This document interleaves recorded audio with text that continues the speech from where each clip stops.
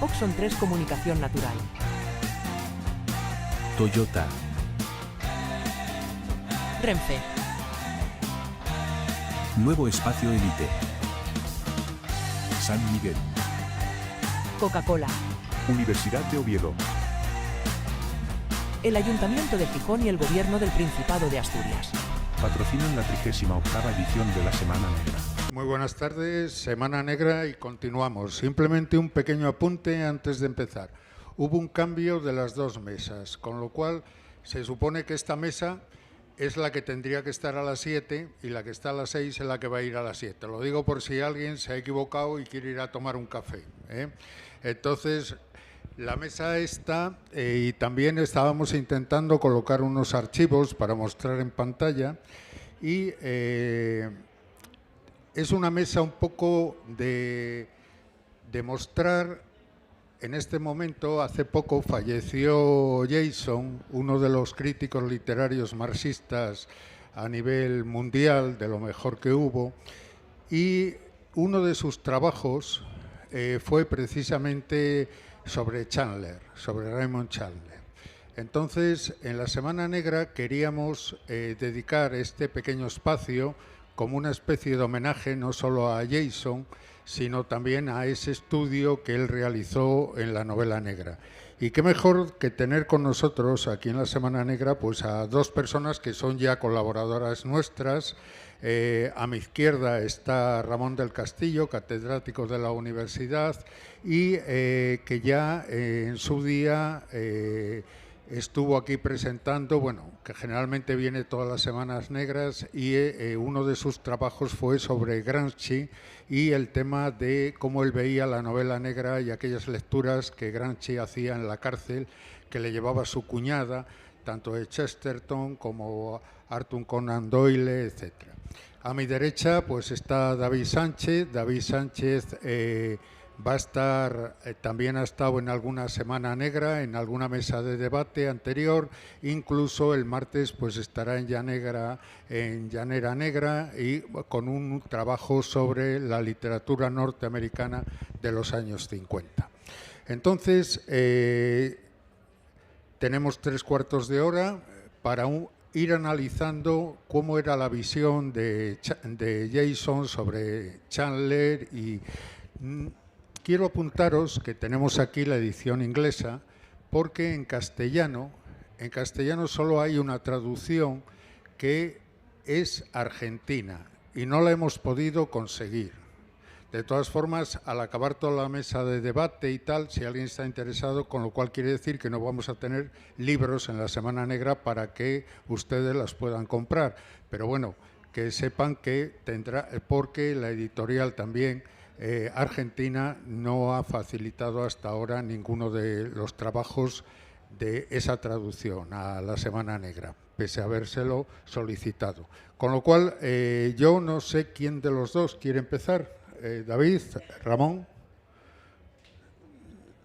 Venga, David.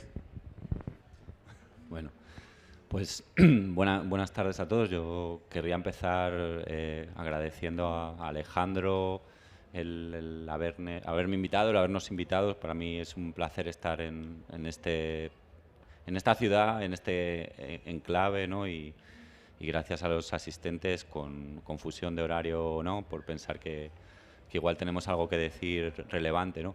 También es un placer estar aquí honrando, bueno, dos figuras que para mí han sido muy importantes. Una es Raymond Chandler y otra que quizás sea necesario subrayarlo, como ha hecho Alejandro, es la de Fredric Jameson, pues uno de los principales intelectuales, ¿no? Este tipo de autores que compras a ciegas, que además tuvimos la oportunidad de conocerle en diversos momentos también juntos, que en lo personal y en lo intelectual para mí ha sido una referencia capital, ¿no? Como decía Faulkner de sí mismo, cuando repasaba El ruido y la furia, William Faulkner decía: escribí ese libro y aprendí a leer. Yo de alguna forma creo que con Jameson también aprendí a leer.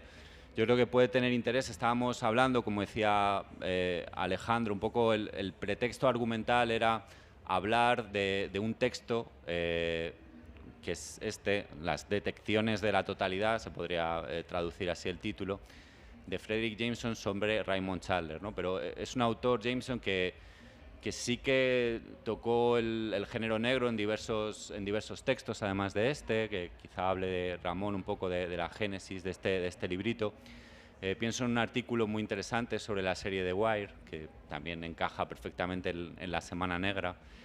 Y yo creo que bueno, podría ser una excusa esto para que hablásemos también en general de Raymond Chandler o del interés que puede tener, el interés literario, diría yo, que puede tener Raymond Chandler, ¿no? Yo tengo aquí varios aspectos que señala Jameson que creo que pueden ser de interés para alguien con curiosidad y con gusto por la novela negra, con independencia de que haya leído a Fredric Jameson o no. Yo creo que también se podría hablar en esa línea, ¿no? Y bueno, así como introducción subrayaré solo el primero, por si tiene sentido en la mesa tirar de ese hilo o más tarde en un turno de preguntas si hay esa posibilidad, ¿no? Y lo primero, casi lo primero además, bueno, físicamente, ¿no? Casi en la primera página de este libro, Fredric Jameson reivindica el valor literario de un autor como Raymond Chandler. Yo no sé si eso tiene sentido en una Semana Negra, porque supongo que se hace de manera reiterada.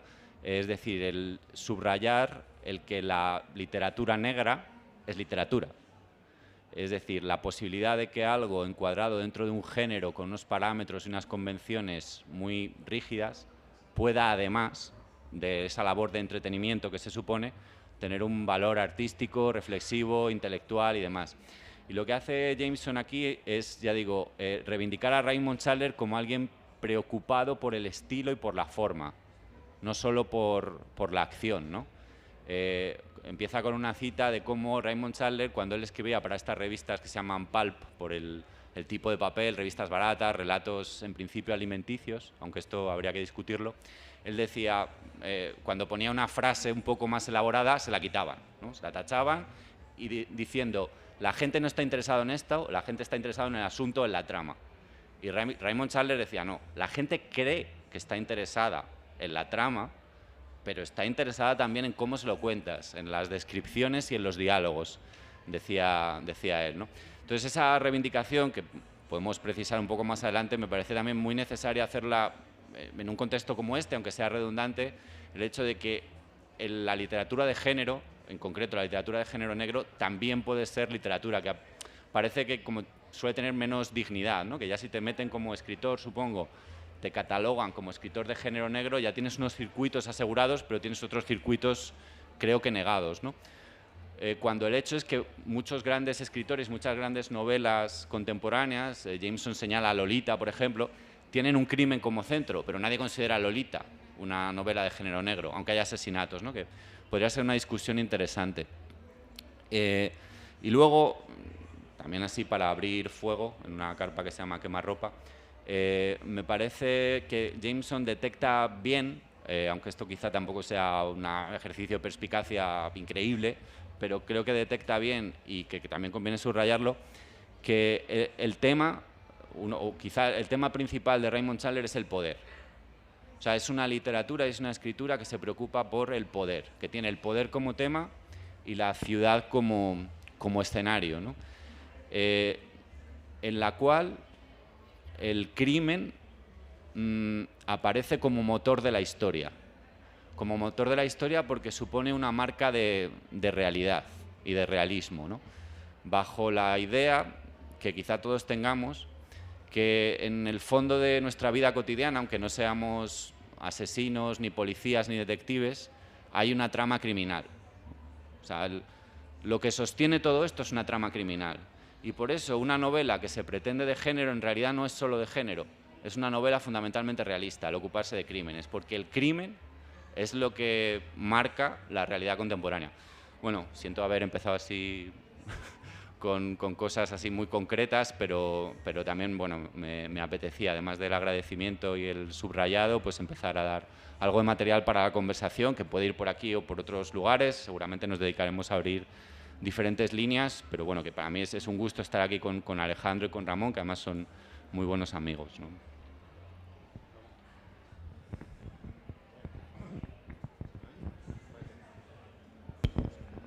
Ahora sí. Bueno, pues lo mismo, volver a dar las gracias al equipo de la Semana Negra por invitarnos otra vez y sobre todo usando como motor, en el mejor sentido, a Alejandro, que fue el que desencadenó este tipo de conversaciones y de debates, ¿no? Y sí, bueno, como ha dicho David, lo primero sería explicarles un poco por qué este libro sobre Chandler no es cualquier libro. Claro, dirás, bueno, erais discípulos del autor, entonces ¿cómo vais a hablar mal de...? Bueno, no es promoción, ¿no? Hay muchísimos libros sobre novela negra, muchísimos análisis por críticos, por otros escritores, por sociólogos, por juristas, pero este libro tiene algo de particular y es que lo escribió a lo largo de su vida un autor muy influyente porque fue el crítico de la literatura y del cine, pues que forjó un diagnóstico, y el diagnóstico es el famoso diagnóstico de la era posmoderna, ¿no? De qué es la posmoderno y tal. Bueno, pues este crítico fue mundialmente famoso por decir que a partir de los años 70, 80 se va incubando un nuevo modo de producción cultural, y eso fue lo que le volvió mundialmente famoso, o sea, ese diagnóstico estético, cultural, político, ideológico, ¿no? Pero este libro él lo fue haciendo antes de ese gran diagnóstico que le catapultó a la fama mundial, y es sobre un género literario, sobre uno, si no el más representativo de sus autores. ¿Por qué no hizo un libro sobre Hammett? ¿O por qué no hizo un libro sobre Kane? Bueno, lo hizo sobre Chandler por muchas razones, pero lo fue haciendo poco a poco. Y el libro suyo tiene la peculiaridad de que a veces incluye notas diciendo, bueno, esto lo escribí hace 20 y tantos años, cuando la situación de la crítica literaria también era diferente. O sea que es un libro muy complejo, porque está hablando de Chandler, de la obra de Chandler, del modo de producción literario que rodeó a Chandler y de él mismo escribiendo sobre Chandler desde los años 70. O sea que es un lío temporal. Luego esos episodios que hizo los reunió, parte del libro se publicó en Francia y finalmente apareció. Para la izquierda, que está obsesionada con estar todo el día mandando mensajes edificantes, la aparición de este libro fue un poco incómoda, ¿no? Porque en cierto tipo de izquierda la novela negra pues no es la novela edificante, políticamente correcta y moralista que se practica hoy día, ¿no? En cuyo caso, incluso en el ámbito de la izquierda, esta obra de Jameson no es la obra, digamos, que apetece más mencionar, ¿no? Y no es porque Chandler fuera el menos políticamente correcto de los escritores, ¿no? Pues estos días yo estuve releyendo el Big Sleep y también una versión maravillosa del Largo Adiós, y la verdad es que los chistes de Chandler que están en la novela es para apuntárselos, y algunos de ellos todavía los puedes clavar en algunas circunstancias y son excepcionalmente buenos, ¿no? Corrosivos. Pero bueno, a lo que voy. Este libro, que está traducido al catalán y al español en Argentina y que les recomiendo, se entiende muy bien. Es un libro de madurez donde el estilo del propio Jameson es más ligero. A cierta edad te sobran adjetivos, te sobran subordinadas, te sobra todo en la vida y te vas descargando de la gramática como te vas descargando de trastos o de... Es un libro muy fácil de leer y ¿qué tiene de particular sobre Chandler? Bueno, yo creo que lo que tiene de particular es que, insisto, coloca al Chandler en el contexto de qué era la literatura y qué era la literatura de masas, como decía David, cuando Chandler, que era un señor que trabajaba para una empresa, ¿no?, de petróleo y tal, decide meterse a escribir, ¿no? Y el cambio era muy importante. Había dos cambios, si yo no lo he entendido mal el libro, y que me corrijan Alejandro y David, y es que la novela Enigma, la clásica, pues ya cansaba.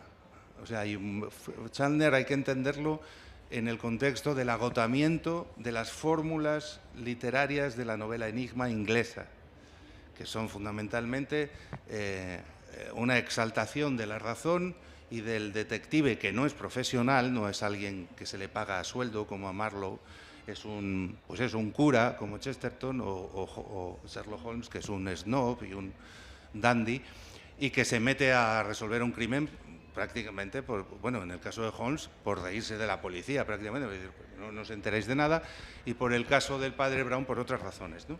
Pero el momento en el que Chandler y esta generación empieza a escribir, ese género no se está gastando. La gente ya se las sabe todas. Se sabe el truco de Agatha Christie de que el narrador es el asesino, ¿no? Hay muchas fórmulas y todas esas permutaciones que los críticos pues dibujamos en pizarras, o los escritores, esas fórmulas, esos trucos, esas formas de... Eso se está agotando. Y segundo, lo que está cambiando es la venta, los medios por los que se venden las novelas y los formatos, como decía David, el pulp, ¿no? Pero bueno, que eran libros de bolsillo, ¿no? Y entonces está cambiando la industria, porque está cambiando la sociedad. Entonces, lo precioso de este libro de Jameson es que te explica los cambios en la sociedad de consumo desde los años 50, usando como hilo a un escritor. Así que es uno de los libros con los que más puedes aprender sobre los cambios culturales. Tú dirás, no, es una monografía sobre Chandler. Sí, pero es una forma de diagnosticar toda una época a través del caso de Chandler. Como decía David, además, Chandler tiene otra peculiaridad, ¿no?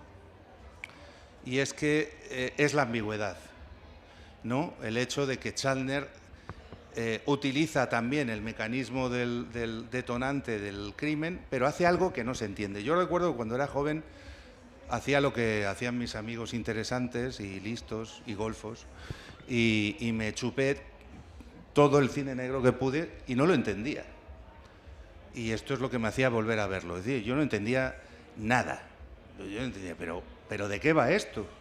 Pero en realidad aquí Marlowe se ha metido en esto, pero ¿de qué hostias va esta película, ¿no? ¿De qué hostias va El sueño eterno? O sea, ¿cuál es el tema de esto? ¿Cuál es ¿no? Pero justamente eso era lo fascinante, ¿no? Que hay muchas cosas a la vez, que hay muchos personajes que no sabes por qué salen, y entonces una de las cosas que dice Jameson, que parece paradójico, es que el crimen no es el centro de las obras de Chandler. Desde luego está en el centro, en la cara, pero no es el tema principal de la novela negra en el caso de Chandler. Esto es curioso porque ha habido gente, el otro día de una conferencia para Argentina sobre Borges, y Borges dijo que lo más interesante de Sherlock Holmes no eran los crímenes, era la amistad entre Watson y Holmes, que eran libros sobre la amistad. Yo digo, todo el mundo, hostia, ¿pero qué dice? Sí, Borges, que no era gilipollas, lo vio muy bien. Y es que incluso en la novela Enigma, el crimen no es el centro del asunto. Bueno, pues con Chandler ya es evidente. Con Chandler ya es evidente. El crimen es, como decía David, el mecanismo, el motor, el truco, pero Chandler está hablando de cosas muy, muy complicadas. ¿Y de qué habla fundamentalmente? Pues Piglia, que David siempre nos ha hecho leer a los amigos a Piglia, pues es fundamentalmente lo que Piglia llama novela materialista. Materialista significa que habla del dinero, no del crimen, porque puede haber muchas cosas feas con el dinero y con el poder y no son criminales, o sea, y no las puedes asociar directamente con cadáveres, sino con otras formas de extorsión, chantaje, en fin. Es decir, que son novelas que intentan representar algo tan grande, esa totalidad, que no se puede representar fácilmente. Y Chandler, lo increíble es cómo esas detecciones de la totalidad también la podíamos traducir por vislumbres o atisbos de la totalidad. Y es que reuniendo muchos episodios, uno más o menos intuye todo lo que hay detrás. El primer plano es el crimen, pero lo que hay detrás es un lío impresionante. Y eso Piglia lo dice magistralmente. Eso que está detrás, si queremos ponerle un nombre, son relaciones de poder capitalistas, relaciones mercantiles, relaciones económicas, ¿no? Entonces Jameson lo más bonito que hace con este libro, con los libros de Chandler, es subrayar la capacidad de Chandler para crear episodios que luego no se unen, pero que están de alguna forma conectados. Entonces, esa capacidad para crear episodios, y muchas veces te acuerdas del episodio y no de la totalidad, pues te acuerdas de ese momento del largo adiós, o del sueño eterno, o de adiós muñeca. Te acuerdas del episodio, pero no te acuerdas del conjunto, ¿no? Bueno, pues eso Jameson dice que es lo que convierte a Chandler en un escritor de la altura de escritores modernistas. Porque los escritores modernistas, y con eso se refiere a Joyce o a los grandes, ¿no?, vanguardistas, también empiezan a representar la realidad de una forma fragmentaria. Entonces Chandler, que como decía David, parecía un escritor de fanzine, es un gran escritor porque también utiliza o recrea a su manera ese estilismo modernista, ¿no? Y bueno, esto es el primer disparo, y Alejandro también tendrá algo que decir.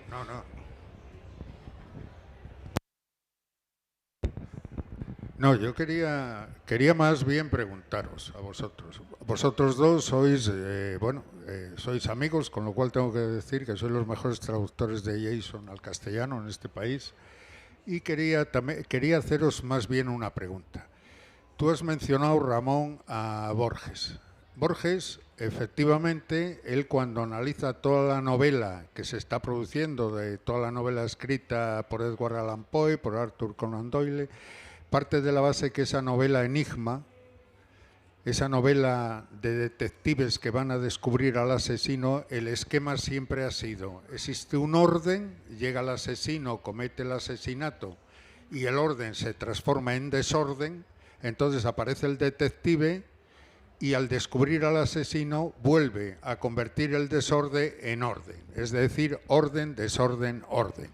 Y de repente aparece Chandler, aparece Jim Thompson, aparece Dashiell Hammett, aparecen todos los escritores del periodo de entreguerras y empiezan a hacerse la pregunta de que igual eso no es cierto, de que igual no existe el orden y que el asesinato conduce al desorden. Porque la primera pregunta es, ¿matar a Hitler sería pasar del orden al desorden o del desorden al orden? Es decir, existe otra forma de ver la sociedad, es las relaciones de poder que decía David, las relaciones de capitalistas, las relaciones que empiezan a analizar. Es decir, es como si la novela policíaca es el momento en que se transforma en novela negra. ¿Por qué? Porque el enigma pasa y pone los pies en la tierra, es una toma tierra, ¿no? de ver lo que en realidad está ocurriendo. Y entonces, ahí viene mi pregunta después de esta introducción. Sabemos que, por ejemplo, Jean-Paul Sartre empezó a leer de forma tardía novela negra. Y la razón por la que él empezó a leer novela negra fue porque quería enterarse qué ocurría en la sociedad.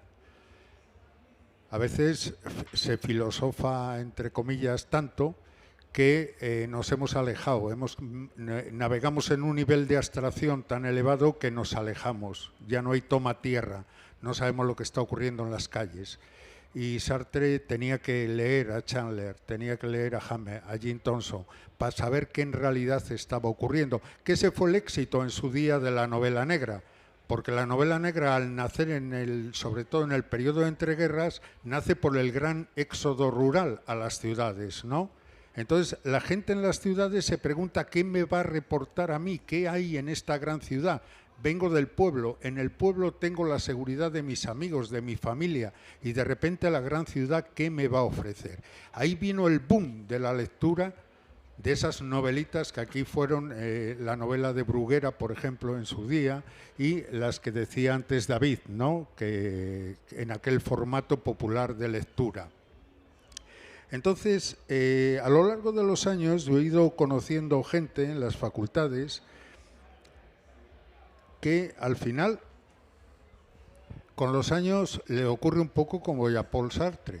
Van a la novela negra a ver qué ocurre en la realidad.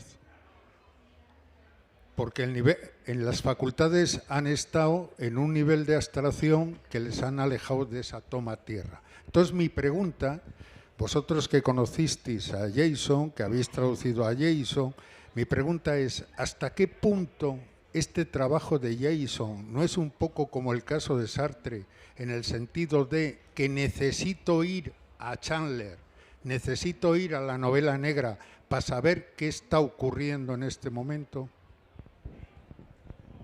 Bueno, pues vaya pregunta, ¿no? Por empezar, a lo mejor de lo más concreto a algo más general, a mí no me extrañaría un paralelismo entre Jameson y Sartre, porque Jameson hizo su tesis doctoral sobre Sartre, trabajó con él, lo leyó muchísimo y muy bien, pero yo creo que la relación con lo que supone la novela negra es muy diferente en Jameson y en Sartre, no solo por la diferencia de edad, sino por la cultura, lo que puede suponer lo europeo frente a lo estadounidense.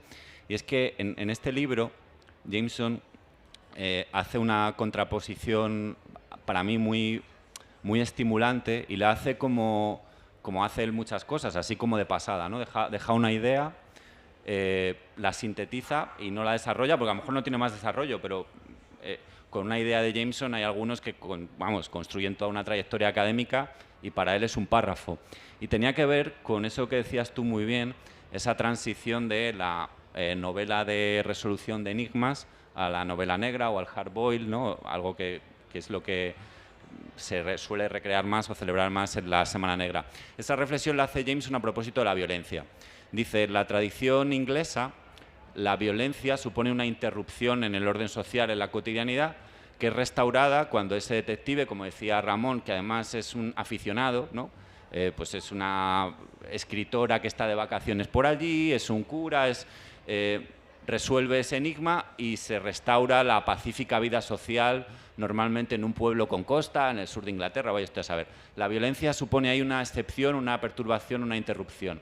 Dice Jameson, en la tradición estadounidense, que tiene que ver con Hammett, que tiene que ver con Chandler y con esos autores que ha mencionado muy bien Alejandro, la violencia no es una interrupción, la violencia es una revelación.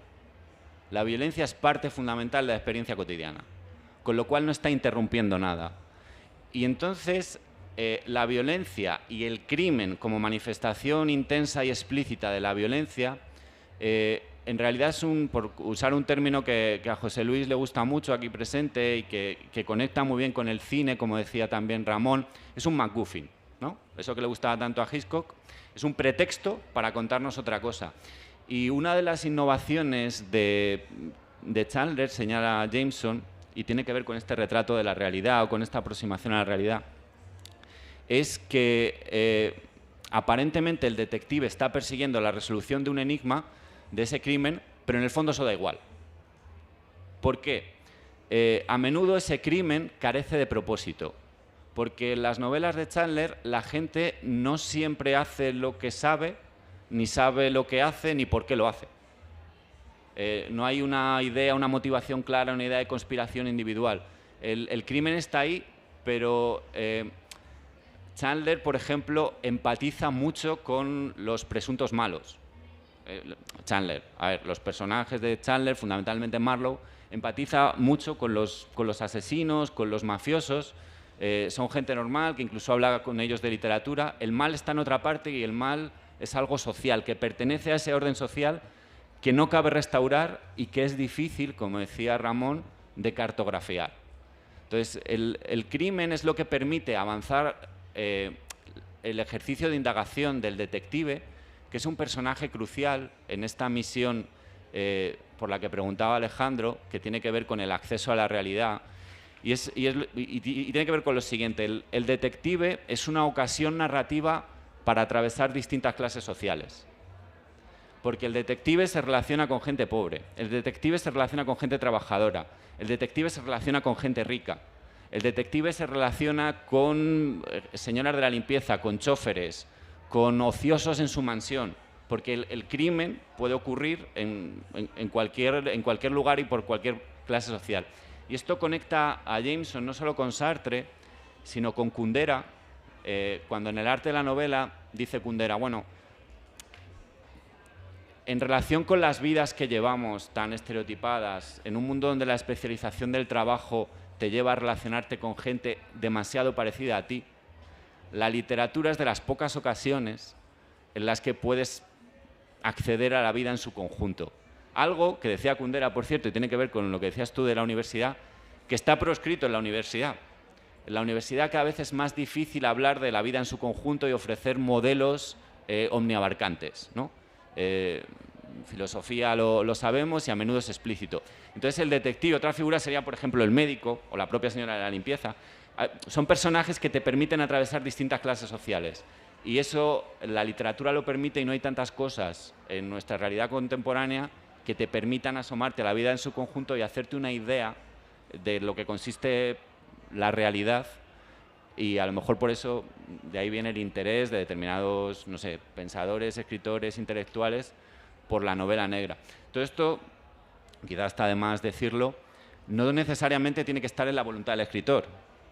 No tiene por qué un escritor de novela negra tener todas estas ideas en la cabeza, voy a representar la vida en su conjunto. La gente intenta escribir buenas historias.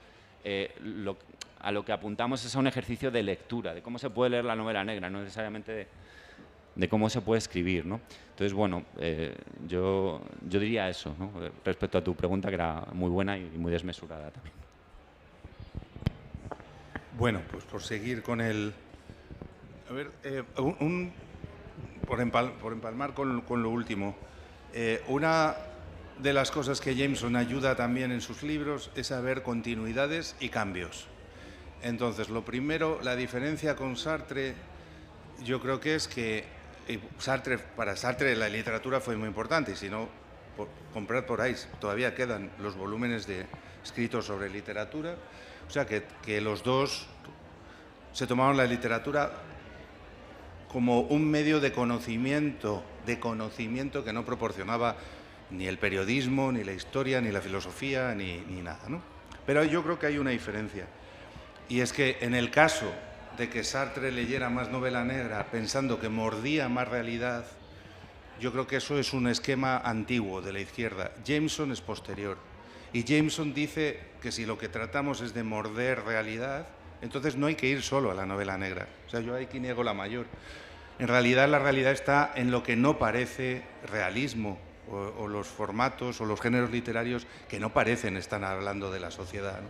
La diferencia de Jameson no es que se pasó la vida sin hablar de la novela negra, pero mordió realidad, o dijo que todo tipo de literatura tiene un contenido social. Y solo al final hizo un escrito sobre la novela que parece que muerde más realidad, que es la novela negra, ¿no? Entonces yo ahí cambiaría el foco. Hay realidad social en toda la literatura. En la literatura modernista, en la literatura más abstracta, hay contenido social, ¿no? Pero ¿cómo llevó esto la izquierda? Pues una cosa es la izquierda de hoy día y otra cosa es la izquierda de la que también habla Piglia, cuando Piglia dice que para él, o sea, la generación de Piglia es 20 años, yo tengo 60, Piglia murió con 80 y algo, no, pero bueno, 20 años más, ¿no? Bueno, la opinión de Piglia es que para muchos escritores la novela negra les permitía escapar de la disciplina de partido, de la disciplina de izquierdas lukácsiana, por decirlo así, que se ponía todo el acento en el realismo social. Entonces estaba mal vista. La novela negra no parecía novela social. Porque, en cualquier caso, no parecía tampoco el mejor ejemplo de literatura comprometida, de denuncia. Porque Chandler, bueno, parece que está denunciando cosas, pero el lío que arma no encaja con la típica novelita edificante, ¿no? O con la novela realista que quiera denunciar, pues no sé, como John Steinbeck, ¿no? Pues lo malos que eran los empresarios y el sufrimiento de los pobres, ¿no? También estoy reduciendo al pobre Steinbeck, que Dios me perdone o que Steinbeck me perdone. Pero no encajaba con eso. ¿Por qué? Porque hay un cinismo en la atmósfera, porque al final los cadáveres se retiran como se retiran los ceniceros, o sea, un muerto para acá, otro para allá, porque el propio héroe de la historia se mete en la historia, se deja no mantiene la distancia con la historia. Entonces, pues sí, acaba echándose un rato con un mafioso, con el chofer, con el otro, pero no es un héroe salvador. como dice David, es un hablador, es alguien que va largando con todo el mundo, ¿no? De hecho, Jameson dice que si hubiera una tradición literaria con la que unir a este personaje que salta de un plano a otro, es la picaresca. La novela picaresca tiene más que ver con Chandler, ¿no? Otros dicen que es el cowboy solitario. Aquí cada cual ve lo que quiere. Pero en ningún caso los personajes de Chandler ni el esquema de Chandler encajaba, como dice Piglia, con lo que la ortodoxia comunista exigía, ¿no? Como novela comprometida, novela...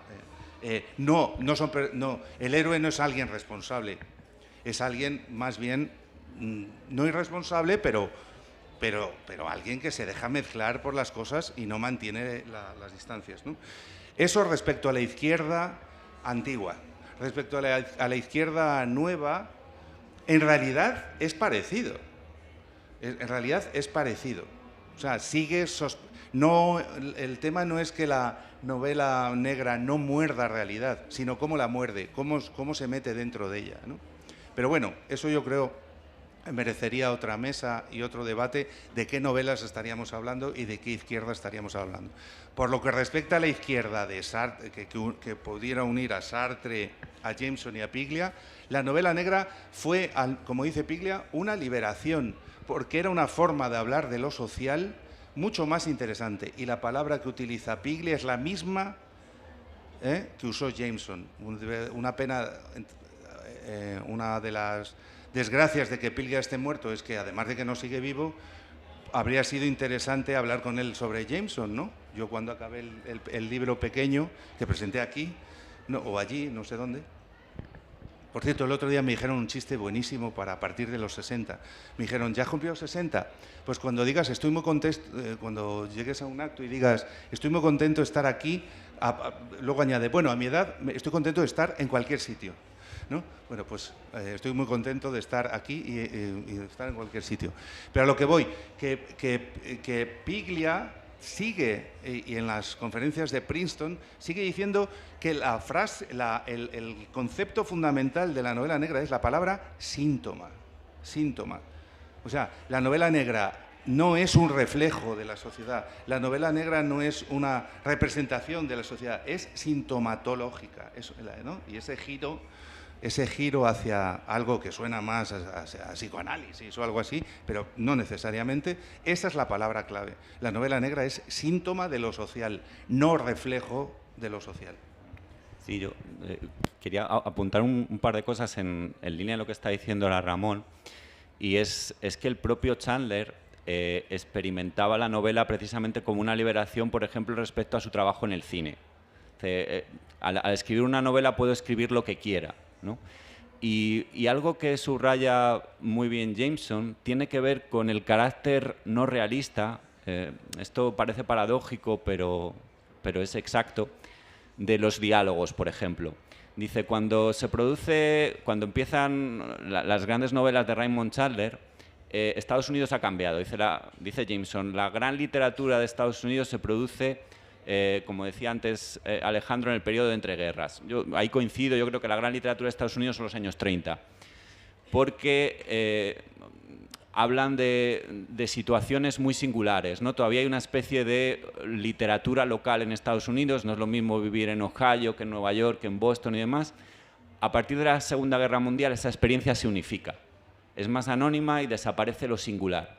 Y entonces, hay un aspecto aquí formal muy interesante, no hay manera de cotejar cómo o cuán bien ha reflejado un escritor el habla de la gente respecto a los corsés respecto al realismo que decía Ramón con la izquierda, ¿no?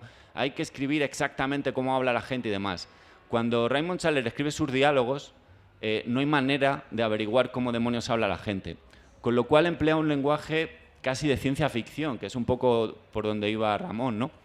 Por ejemplo, en el Largo Adiós, que es la novela que por otros motivos tengo más reciente, la alta cultura circula por todas las clases sociales y el detective Marlowe se pone a hablar de T.S. Eliot y de la tierra baldía con el chofer que le lleva y empieza a hablar de alta poesía con todo el mundo, y eso eso no es realista, la gente, no pasa eso, pero casi podría reflejar un aspecto muy utópico, ¿no? Entonces me interesa esa noción que ha señalado Ramón de síntoma. No es copia, es síntoma.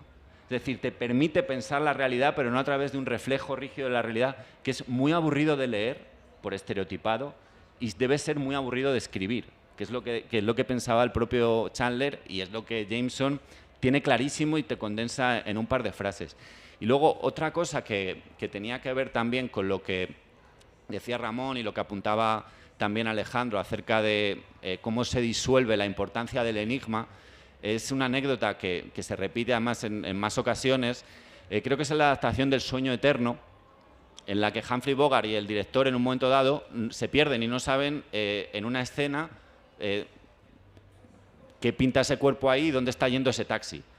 Y entonces llaman a altas horas de la madrugada, supongo que acompañados del alcohol, a Raymond Chandler, que era el escritor que habría escrito la novela, para preguntárselo.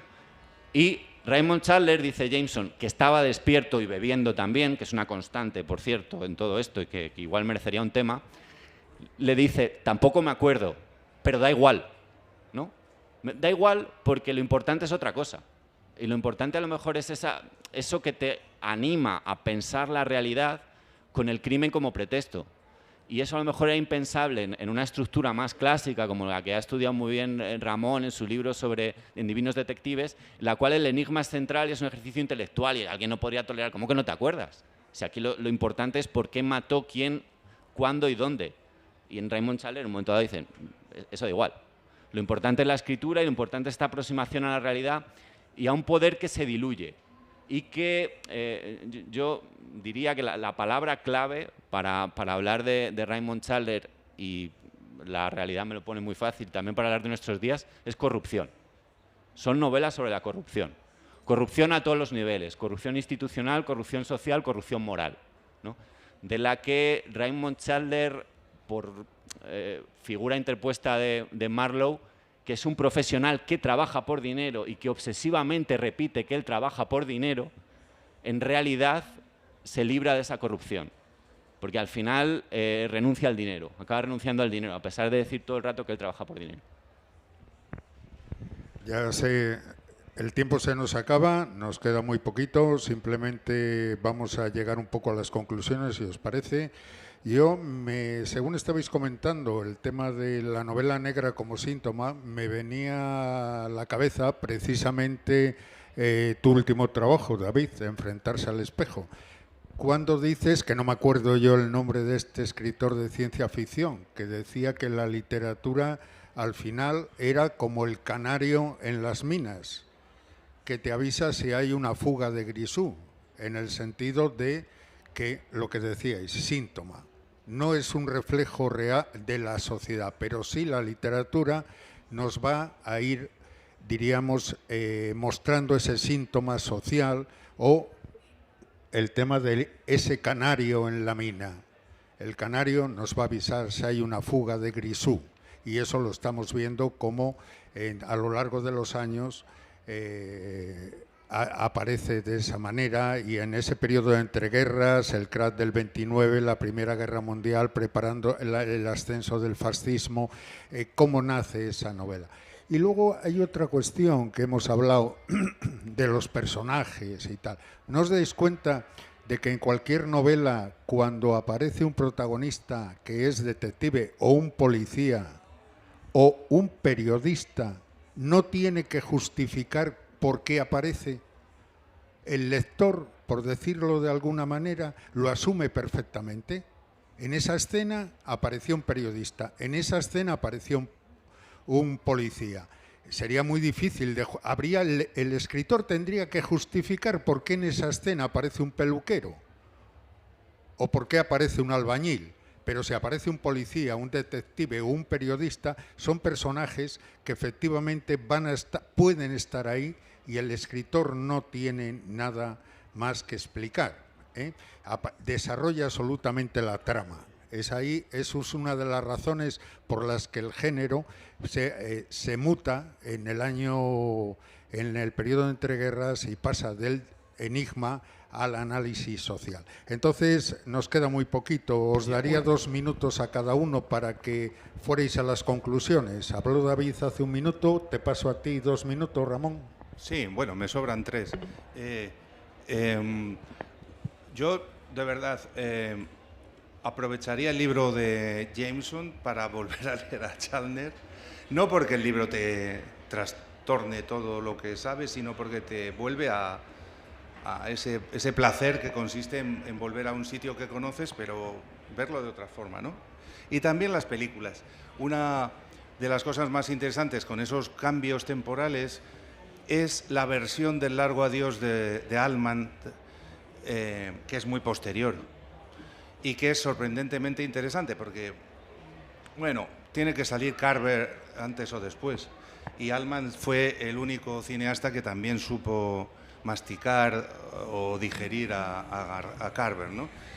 Pero es una película interesantísima porque cambia la época y el Marlowe que interpreta Elliot Gould es una especie de parodia del Marlowe de los 50, lo cual significa, y esto Jameson lo cuenta, de que un mecanismo fundamental de este género es la repetición, una repetición interesante, no un agotamiento de fórmulas, sino una reinvención de esa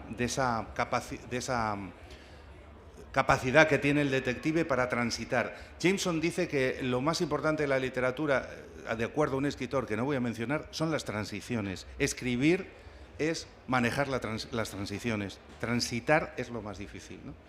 Y luego lo último que voy a decir, bueno, aparte de eso, de que vean las películas y revisiten sobre todo El Largo Adiós, la versión de Robert Altman, es que el ejemplo que ha puesto David, el libro empieza diciendo que Chandler tuvo que aprender a hablar inglés. Dices, un momento, ¿qué me estás diciendo? Que tuvo que reinventar el inglés, que todo escritor es en el fondo alguien que vuelve a aprender a escribir en su propia lengua, cosa que es comprensible en el caso de Nabokov, porque el inglés de Nabokov es prodigioso porque tuvo que hablarlo, pero en el caso de Chandler el libro empieza diciendo que un escritor es grande cuando vuelve a aprender a escribir, en su caso él, porque fue a Inglaterra, en fin, porque se va, porque vuelve, pero sobre todo Chandler es un gran escritor porque aprende a escribir, ¿eh?